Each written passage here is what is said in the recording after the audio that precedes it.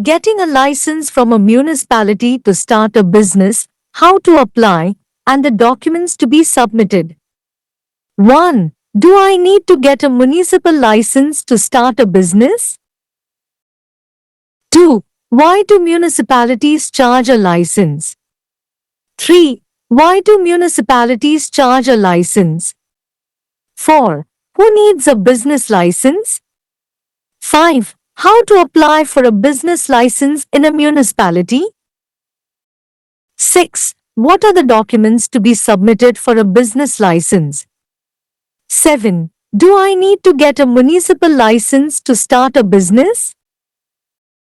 Even if the business is licensed under various sections of the government, if it is within the limits of a city or a municipality, this license must also be obtained. Why do municipalities charge a license? The law states that if a business is to be started within the limits of a city or a municipality, permission must be obtained through that city or municipality organization. This is what we call a business license or business license. Although the law also gives some importance to rural and urban local government bodies, only if this type of organization is within a city or a municipality can the normal life of the public be ensured. Apart from this, it also allows for collecting business tax, etc. Why should municipalities buy a license? The main reason why this license should be bought through municipalities is because if factories are set up in densely populated areas, it will be a hindrance to normal life. This license is necessary. Through this, the officials know in which area the business is going to start and issue permission accordingly. For this, a written application must be made based on evidence. Asterisk who needs a business license? Asterisk. Even if you have obtained permission under various government departments to start a business, those who start in metropolitan and urban areas need this permission. 1. Mainly factories. 2. Storage warehouse. 3. Processing companies. 4. Matchbox manufacturing. 5. Printing. 6. Welding workshops. 7. Petrol stations, etc. Even if you have obtained permission through other government departments, you still need to get a municipal permit. 8. And food manufacturing companies. 9. Milk vendors. 10. Meat vendors. 11. School and college canteens. 12. Cooking contractors, marriage halls. 13. Hotels. 14. Grocery stores. 15. Tea shops. 16. Coal stores. 17. Wholesale and retail businesses must also obtain this permit. The law classifies these businesses into several categories, such as those operating businesses in fear and disgusting species, all food traders up to the point of food preparation and consumption, and those operating businesses using electricity and diesel generators. Asterisk how to apply for a business license in the municipality, asterisk. Okay, so far we have looked at the license in detail. Now, applicants should apply for this application based on their name and business details, address of the place where the business is to be conducted. An undertaking to follow the plans for the business license must be given on a stamp paper worth 20 rupees. On the basis of this, a business license will be obtained. This license must be renewed every year. If the license is not renewed within a few days after the expiration of the license, a new license must be obtained. Asterisk what are the documents to be submitted for a business license? Asterisk. A proof plan of the building where the business is to be operated or a building certificate approved by the zonal executive engineer. No objection certificate from the owner of the building. Copy of the current year's income tax. Copy of the business tax. No objection certificate from the district fire officer. Certificate obtained from the inspectors who inspect the factories. No objection certificate from the neighbors. The law has established procedures. In the case of hotels and restaurants, a report on drinking water facilities must be filed. In addition, in the case of a new factory, details of the machinery used in it, building, workplace, permits for it, and how many employees are to be employed. Apart from this, a plan of the specific factory should also be attached to it. It should also be clearly stated that the place where the factory will be located has ventilation facilities and fire prevention facilities. The height of the rooms and the building will also be taken into account. The application will be considered based on the recommendations of the factory inspector, health inspector, etc. If these procedures are followed, the safety of the public is ensured. In addition, the mark of legal businesses is also obtained. If you have done everything correctly, you will get a license. Or if you have not obtained a business license or it has not been renewed, the law may even prevent you from doing business and impose a fine. தொழில் தொடங்க நகராட்சியிடம் உரிமம் பெறுதல், விண்ணப்பிக்கும் முறை மற்றும் சமர்ப்பிக்க வேண்டிய ஆவணங்கள். 1. தொழில் தொடங்க நகராட்சி உரிமம் பெற வேண்டுமா? 2. நகராட்சிகள் ஏன் உரிமம் வசூலிக்கின்றன? 3. நகராட்சிகள் ஏன் உரிமம் வசூலிக்கின்றன? 4. யாருக்கு வணிக உரிமம் தேவை? 5. நகராட்சியில் வணிக உரிமத்திற்கு எவ்வாறு விண்ணப்பிப்பது? 6. வணிக உரிமத்திற்கு சமர்ப்பிக்க வேண்டிய ஆவணங்கள் என்ன? 7. தொழில் தொடங்க நகராட்சி உரிமம் பெற வேண்டுமா? அரசின் பல்வேறு பிரிவுகளின் கீழ் வணிக உரிமம் பெற்றிருந்தாலும், அது ஒரு நகரம் அல்லது நகராட்சியின் எல்லைக்குள் இருந்தால், இந்த உரிமமும் பெறப்பட வேண்டும். நகராட்சிகள் ஏன் உரிமம் வசூலிக்கின்றன? ஒரு நகரம் அல்லது நகராட்சியின் எல்லைக்குள் தொழில் தொடங்க வேண்டும் என்றால், அந்த நகரம் அல்லது நகராட்சி அமைப்பு மூலம் அனுமதி பெற வேண்டும் என்று சட்டம் கூறுகிறது. இதைத்தான் வணிக உரிமம் அல்லது வணிக உரிமம் என்று அழைக்கிறோம். கிராமப்புற மற்றும் நகர்ப்புற உள்ளாட்சி அமைப்புகளுக்கும் சட்டம் ஓரளவு முக்கியத்துவம் அளித்தாலும், இந்த வகை அமைப்பு ஒரு நகரம் அல்லது நகராட்சிக்குள் இருந்தால் மட்டுமே பொதுமக்களின் இயல்பு வாழ்க்கையை உறுதிப்படுத்த முடியும். இது தவிர, வணிக வரி போன்றவற்றை வசூலிக்கவும் இது அனுமதிக்கிறது. நகராட்சிகள் ஏன் உரிமம் வாங்க வேண்டும்? நகராட்சிகள் மூலம் இந்த உரிமம் வாங்கப்படுவதற்கு முக்கிய காரணம், மக்கள் தொகை அதிகம் உள்ள பகுதிகளில் தொழிற்சாலைகள் அமைத்தால் இயல்பு வாழ்க்கைக்கு இடையூறாக இருக்கும்.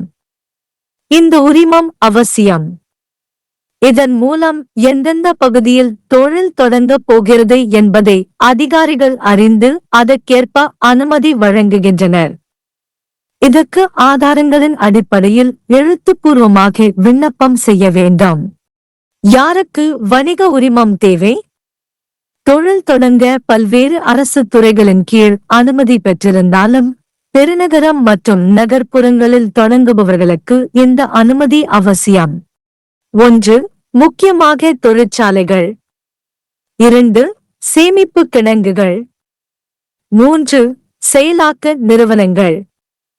4. தீப்பெட்டி உற்பத்தி. 5. அச்சிடுதல். 6. வெல்டிங் பட்டறைகள். 7. பெட்ரோல் நிலையங்கள் போன்றவை மற்ற அரசு துறைகள் மூலம் அனுமதி பெற்றிருந்தாலும் நகராட்சி அனுமதி பெற வேண்டும். 8. மற்றும் உணவு உற்பத்தி நிறுவனங்கள். 9. பால் விற்பனையாளர்கள். 10 இறைச்சி விற்பனையாளர்கள். 11 பள்ளி மற்றும் கல்லூரி உணவகங்கள். 12 சமையல் ஒப்பந்ததாரர்கள், திருமண மண்டபங்கள். 13 ஹோட்டல்கள். 14 மளிகைக் கடைகள். 15 தேநீர் கடைகள். 16 குளிர்பான கடைகள். 17 மொத்த மற்றும் சில்லறை வணிகங்களும் இந்த அனுமதியை பெற வேண்டும். அச்சம் மற்றும் அருவருப்பான இனங்களில் வணிகம் நடத்துபவர்கள், உணவு தயாரித்தல் மற்றும் நுகர்வு வரை அனைத்து உணவு வியாபாரிகள் மற்றும் மின்சாரம் மற்றும் டீசல் ஜெனரேட்டர்களை பயன்படுத்தி செயல்படும் வணிகங்கள் என இந்த வணிகங்களை சட்டம் பல வகைகளாக வகைப்படுத்துகிறது. நகராட்சியில் தொழில் உரிமம் பெற விண்ணப்பிப்பது எப்படி? சரி, இதுவரை உரிமத்தை விரிவாக பார்த்தோம். இப்போது விண்ணப்பதாரர்கள் தங்கள் பெயர் மற்றும் வணிக விவரங்கள், வணிகம் நடத்தப்படும் இடத்தின் முகவரி ஆகியவற்றின் அடிப்படையில் இந்த விண்ணப்பத்திற்கு விண்ணப்பிக்க வேண்டும். வணிக உரிமத்திற்கான திட்டங்களை பின்பற்றுவதற்கான உறுதிமொழியே ஒரு முத்திரை தாளில் ரூபாய் 20. இதன் அடிப்படையில் வணிக உரிமம் பெறப்படும். இந்த உரிமம் ஒவ்வொரு ஆண்டும் புதுப்பிக்கப்பட வேண்டும். உரிமம் காலாவதியான சில நாட்களுக்குள் உரிமம் புதுப்பிக்கப்படாவிட்டால் புதிய உரிமம் பெற வேண்டும். வணிக உரிமத்திற்கு சமர்ப்பிக்க வேண்டிய ஆவணங்கள் என்ன? வணிகம் நடத்தப்படும் கட்டிடத்தின் அங்கீகரிக்கப்பட்ட திட்டம் அல்லது கட்டிடத்தின் உரிமையாளரிடமிருந்து மண்டல நிர்வாக பொறியாளரால் அங்கீகரிக்கப்பட்ட கட்டிட சான்றிதழின் தடையில்லா சான்றிதழ், நடப்பு ஆண்டு வருமான வரி நகல், வணிக வரி நகல். மாவட்ட தீயணைப்பு அதிகாரியிடம் இருந்து தடையில்லா சான்றிதழ், தொழிற்சாலைகளை ஆய்வு செய்யும் ஆய்வாளர்களிடம் இருந்து பெறப்பட்ட சான்றிதழ், அண்டை வீட்டாரிடம் இருந்து தடையில்லா சான்றிதழ். சட்டம் நடைமுறைகளை நிறுவியுள்ளது. ஓட்டல்கள் மற்றும் உணவகங்களில் குடிநீர் வசதிகள் குறித்து அறிக்கை தாக்கல் செய்ய வேண்டும். மேலும் புதிய தொழிற்சாலை எனில் அதில் பயன்படுத்தப்படும் இயந்திரங்கள், கட்டடம், பணியிடம், அதற்கான அனுமதி, எவ்வளவு பணியாளர்கள் பணியமர்த்தப்பட உள்ளனர் என்ற விவரங்கள். இது தவிர குறிப்பிட்ட தொழிற்சாலையின் திட்டமும் அதனுடன் இணைக்கப்பட வேண்டும். தொழிற்சாலை அமைய உள்ள இடத்தில் காற்றோட்ட வசதிகள் மற்றும் தீ தடுப்பு வசதிகள் உள்ளன என்பதையும் தெளிவாக குறிப்பிட வேண்டும். அறைகள் மற்றும் கட்டடத்தின் உயரமும் கணக்கில் எடுத்துக் கொள்ளப்படும். தொழிற்சாலை ஆய்வாளர், சுகாதார ஆய்வாளர் போன்றோரின் பரிந்துரைகளின் அடிப்படையில் விண்ணப்பம் பரிசீலிக்கப்படும். இந்த நடைமுறைகள் பின்பற்றப்பட்டால் பொதுமக்களின் பாதுகாப்பு உறுதி செய்யப்படும். கூடுதலாக சட்ட வணிகங்களின் அடையாளமும் பெறப்படுகிறது. நீங்கள் எல்லாவற்றையும் சரியாகச் செய்திருந்தால் உங்களுக்கு உரிமம் கிடைக்கும். அல்லது நீங்கள் வணிக உரிமம் பெறவில்லை அல்லது அது புதுப்பிக்கப்படவில்லை என்றால் சட்டம் உங்களை வணிகம் செய்வதிலிருந்து தடுக்கலாம் மற்றும் அபராதம் விதிக்கலாம். व्यवसाय शुरू करने के लिए नगरपालिका से लाइसेंस प्राप्त करना, आवेदन कैसे करें और कौन से दस्तावेज जमा करने होंगे? 1. क्या मुझे व्यवसाय शुरू करने के लिए नगरपालिका लाइसेंस प्राप्त करने की आवश्यकता है? 2. नगरपालिकाएं लाइसेंस के लिए शुल्क क्यों लेती हैं? 3. नगरपालिकाएं लाइसेंस के लिए शुल्क क्यों लेती हैं? 4. व्यवसाय लाइसेंस की आवश्यकता किसे है? 5. नगरपालिका में व्यवसाय लाइसेंस के लिए आवेदन कैसे करें? 6. व्यवसाय लाइसेंस के लिए कौन से दस्तावेज जमा करने होंगे? 7. क्या मुझे व्यवसाय शुरू करने के लिए नगरपालिका लाइसेंस प्राप्त करने की आवश्यकता है? भले ही व्यवसाय सरकार की विभिन्न धाराओं के तहत लाइसेंस प्राप्त हो, लेकिन अगर यह किसी शहर या नगरपालिका की सीमा के भीतर है तो यह लाइसेंस भी प्राप्त करना होगा। नगरपालिकाएं लाइसेंस के लिए शुल्क क्यों लेती हैं? कानून कहता है कि अगर किसी शहर या नगरपालिका की सीमा के भीतर व्यवसाय शुरू करना है, तो उस शहर या नगरपालिका संगठन से अनुमति लेनी होगी। इसे ही हम व्यवसाय लाइसेंस या व्यवसाय लाइसेंस कहते हैं। वैसे तो कानून ग्रामीण और शहरी स्थानीय सरकारी निकायों को भी कुछ महत्व देता है, लेकिन अगर इस तरह का संगठन शहर या नगर पालिका के भीतर हो तो ही आम लोगों का सामान्य जीवन सुनिश्चित हो सकता है। इसके अलावा यह व्यापार कर आदि एकत्र करने की भी अनुमति देता है। नगर पालिकाओं को लाइसेंस क्यों खरीदना चाहिए? इस लाइसेंस को नगर पालिकाओं के माध्यम से खरीदने का मुख्य कारण यह है कि अगर घनी आबादी वाले क्षेत्रों में कारखाने लगाए जाते हैं तो यह सामान्य जीवन में बाधा उत्पन्न करेगा। यह लाइसेंस आवश्यक है। इसके माध्यम से अधिकारी यह जान लेते हैं कि किस क्षेत्र में व्यवसाय शुरू होने वाला है और उसी के अनुसार अनुमति जारी करते हैं। इसके लिए साक्ष्य के आधार पर लिखित आवेदन करना होगा। किसे व्यवसाय लाइसेंस की आवश्यकता है? भले ही आपने व्यवसाय शुरू करने के लिए विभिन्न सरकारी विभागों के तहत अनुमति प्राप्त की हो, लेकिन महानगरीय और शहरी क्षेत्रों में व्यवसाय शुरू करने वालों को इस अनुमति की आवश्यकता होती है। एक, मुख्य रूप से कारखाने। 2, भंडारण गोदाम। 3, प्रसंस्करण कंपनियां। 4, माचिस निर्माण। 5, मुद्रण। 6, वेल्डिंग कार्यशालाएं। 7, पेट्रोल स्टेशन आदि। भले ही आपने अन्य सरकारी विभागों के माध्यम से अनुमति प्राप्त कर ली हो, फिर भी आपको नगरपालिका परमिट प्राप्त करना होगा। 8, और खाद्य निर्माण कंपनियां। 9, दूध विक्रेता। 10, मांस विक्रेता। 11, स्कूल और कॉलेज कैंटीन। 12, खाना पकाने के ठेकेदार, विवाह हॉल। 13, होटल। 14, किराना स्टोर। 15, चाय की दुकानें। 16, कोल्ड स्टोर। 17, थोक और खुदरा व्यवसायों को भी यह परमिट प्राप्त करना होगा।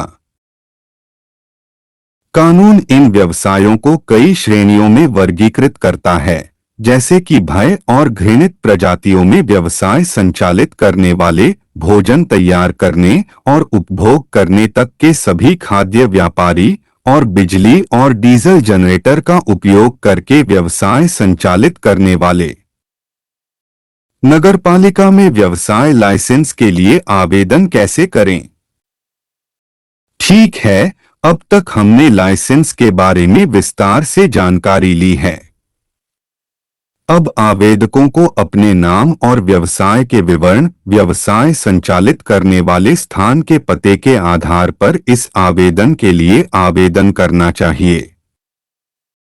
व्यवसाय लाइसेंस के लिए योजनाओं का पालन करने का वचन 20 रुपए के स्टाम्प पेपर पर देना होगा। इसके आधार पर व्यवसाय लाइसेंस प्राप्त होगा। इस लाइसेंस का हर साल नवीनीकरण होना चाहिए। यदि लाइसेंस की अवधि समाप्त होने के कुछ दिनों के भीतर लाइसेंस का नवीनीकरण नहीं होता है, तो नया लाइसेंस प्राप्त करना होगा। व्यवसाय लाइसेंस के लिए कौन से दस्तावेज जमा करने होंगे? जिस भवन में व्यवसाय संचालित किया जाना है, उसका स्वीकृत नक्शा या जोनल कार्यकारी अभियंता द्वारा स्वीकृत भवन प्रमाण पत्र, भवन के मालिक से अनापत्ति प्रमाण पत्र, चालू वर्ष के आयकर की प्रति, व्यवसाय कर की प्रति। जिला अग्निशमन अधिकारी से अनापत्ति प्रमाण पत्र, कारखानों का निरीक्षण करने वाले निरीक्षकों से प्राप्त प्रमाण पत्र, पड़ोसियों से अनापत्ति प्रमाण पत्र। कानून ने प्रक्रियाएं स्थापित की हैं। होटल और रेस्टोरेंट के मामले में पेयजल सुविधाओं पर रिपोर्ट दाखिल करनी होगी। इसके अलावा नई फैक्ट्री के मामले में उसमें इस्तेमाल होने वाली मशीनरी, बिल्डिंग, कार्यस्थल, उसके लिए परमिट और कितने कर्मचारी काम पर रखे जाने हैं, इसका ब्यौरा देना होगा। इसके अलावा फैक्ट्री का नक्शा भी इसके साथ संलग्न करना होगा। यह भी स्पष्ट रूप से बताना होगा कि जिस जगह फैक्ट्री लगेगी वहां वेंटिलेशन और आग से बचाव की सुविधाएं हैं। कमरों और बिल्डिंग की ऊंचाई को भी ध्यान में रखा जाएगा। फैक्ट्री इंस्पेक्टर, स्वास्थ्य इंस्पेक्टर आदि की सिफारिशों के आधार पर आवेदन पर विचार किया जाएगा। इन प्रक्रियाओं का पालन करने पर जनता की सुरक्षा सुनिश्चित होती है। इसके अलावा वैध कारोबार का चिन्ह भी प्राप्त होता है। अगर आपने सब कुछ सही तरीके से किया है तो आपको लाइसेंस मिल जाएगा। या अगर आपने बिजनेस लाइसेंस नहीं लिया है या उसका नवीनीकरण नहीं हुआ है तो कानून आपको कारोबार करने से रोक भी सकता है और जुर्माना भी लगा सकता है।